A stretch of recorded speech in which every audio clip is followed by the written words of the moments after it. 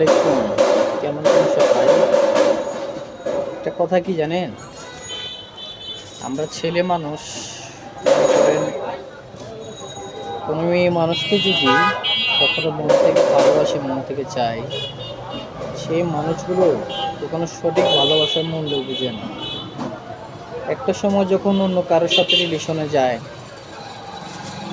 দেখা গেল আমি যেমন ছিলাম আমার চেয়ে ভালো পাবো দূরের কাছে অনেক খারাপ পাইছে। তখন গিয়ে বুঝতে পারে আসলে ভালো মানুষের যখন একটা জিনিস আবদার করে কোনো মানুষের থেকে, ভালোবাসা তো মনে হয় সে বুঝে না তখন। আর তখন যে মনে করেন ভালোবাসে আরেকজনকে গিয়ে, ওই সময় গিয়ে এমন একটা মানুষ এসে পড়ে যে সে হয়তো নিশাখোর, গাঞ্জুটি, এরকম। তো মেয়েরা যদি ভালোবাসার মানুষ একজনকেই ঠিকমতো ভালোবাসতো, তাইলে এত কষ্ট ছেলেদের